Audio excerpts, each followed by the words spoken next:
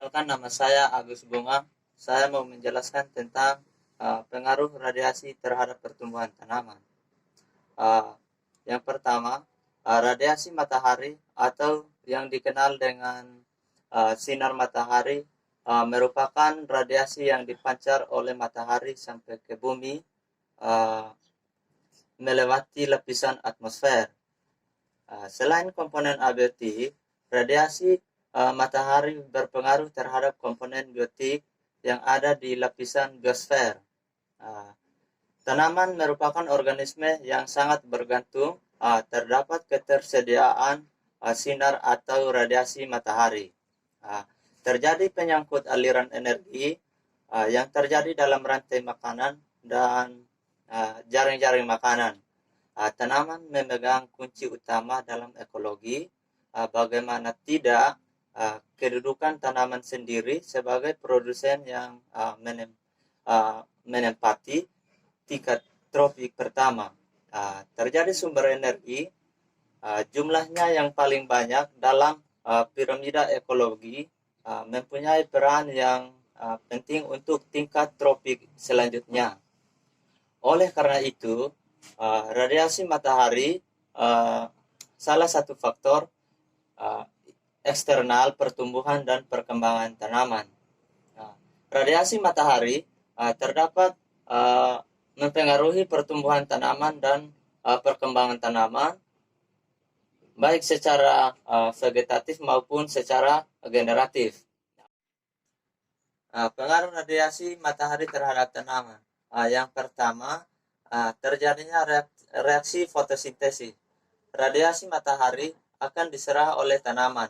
Penyerapan ini adalah sifat cahaya sebagai partikel dalam bentuk foton yang merupakan distrik dari energi dan akan diserap oleh molekul-molekul pigmen. Pigmen tersebut terdapat dalam kloroplas. Kloroplas sendiri ditemukan di bagian tanaman yang berwarna hijau, salah satunya daun. Proses di atas ini merupakan awal jalan proses fotosintesis yang sangat kompleks. Fotosintesis merupakan pembentukan zat organik sebagai cadangan makanannya yang berupa karbohidrat menggunakan energi radiasi matahari. Yang diserap tadi dalam bentuk ATP untuk memecah elektron dari air. Elektron-elektron tersebut yang nantinya digunakan pembentukan senyawa organik melalui proses yang disebut fiksasi karbon. Digunakan untuk mengubah karbon dioksida atau CO2 menjadikan karbohidrat. Yang kedua, terjadinya transpirasi.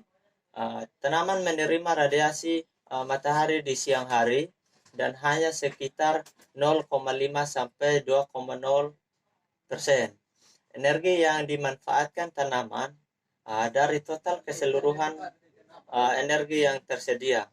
Radiasi matahari akan meningkatkan suhu daun sehingga perlu diimbangi dengan usaha pembebaskan energi, karena peningkatan suhu tanaman akan mengganggu metabolismenya. Transpirasi merupakan bentuk pengeluaran uap air melalui sel stomata daun. Proses ini terjadi di saat stomata dibuka.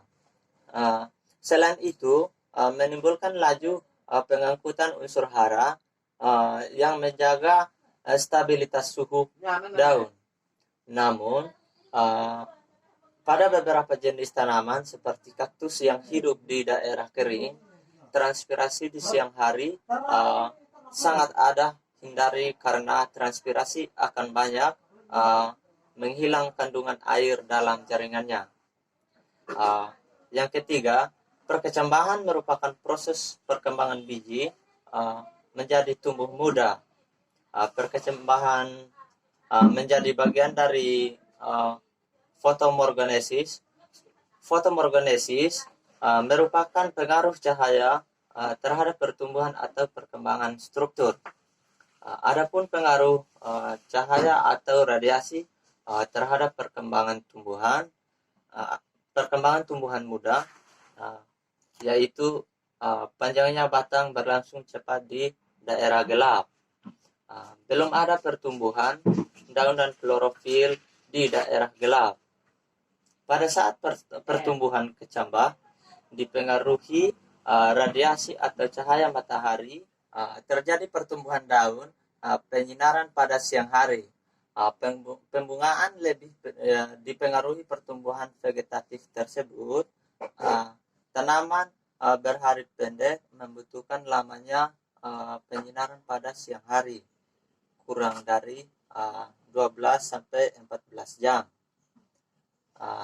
Yang keempat, gerak etionom merupakan gerak yang disebabkan tropisme pada tumbuhan. Adalah gerak tumbuhan ke arah datangnya cahaya matahari. Yang kelima, fotodestruktif. Terdapat beberapa kondisi yang masih intensitas cahaya matahari dapat merusak tanaman. Misalnya yang terjadi pada proses fotosintesis yang mencapai titik jenuhnya. Di mana radiasi matahari bersifat merusak, tidak hanya itu, klorofil pada daun bisa memecah dan rusak. Intensitas cahaya juga dapat mempengaruhi aktivitas enzim akibat suhu yang ikut berubah. Sekian dan terima kasih.